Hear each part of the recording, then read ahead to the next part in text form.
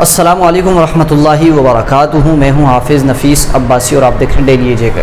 ناظرین، آج ایک نئی ویڈیو کے ساتھ آپ کی خدمت میں حاضر ہوں۔ نئی ویڈیو جو ہے وہ یہ ہے کہ کل جو ہے وہ سینٹ سے ناموس صحابہ و اہل بیت جو بل ہے وہ الحمدللہ متفقہ طور پر منظور ہو چکا ہے۔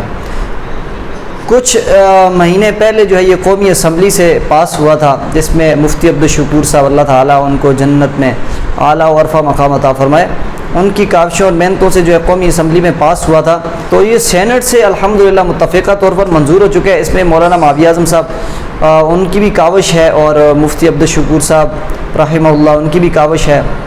جتنے بھی مسلک کے لوگ ہیں جنہوں نے اس میں محنت کی، دیگر جتنے بھی لوگوں نے اس پر ووٹ ڈالا اور متفقہ طور پر اس کو منظور کیا، ہم ان کو بھی سلام پیش کرتے ہیں اور اللہ تعالیٰ سے دعا کرتے ہیں کہ اللہ تعالیٰ ان تمام احباب کی رزق عمر میں برکتیں عطا فرمائے اور ان کو اس کا اجر عظیم عطا فرمائے۔ یقیناً یہ آپ کے لیے دنیا اور آخرت کا ایک بہترین خزانہ اور بہترین آپ کے لیے ایک ذریعہ بن چکے آپ کی نجات کا، الحمدللہ ثم الحمدللہ۔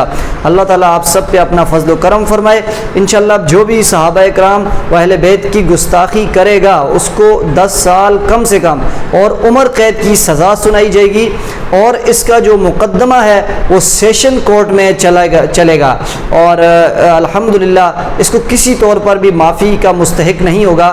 اس کے گرد جو ہے وہ گھیرا تنگ ہو چکا۔ الحمدللہ پاکستان میں انشاءاللہ فرقہ واریت بھی ختم ہوگی اس سے، اور اس بل سے مزید پاکستان کو مزید استحکام جو ہے وہ اس پہ بہتری آئے گی پاکستان کے استحکام میں، اور فرقہ واریت ختم ہوگی، اور صحابہ و اہل بیت کی جو گستاخی تھی وہ گستاخی کرنے والے بے نقاب ہو چکے ہیں، اور الحمدللہ اس کا سلسلہ پاکستان میں بند ہو جائے گا۔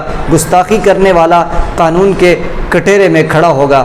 ملتے ہیں نیکسٹ ویڈیو میں، تب تک کے لیے اللہ حافظ۔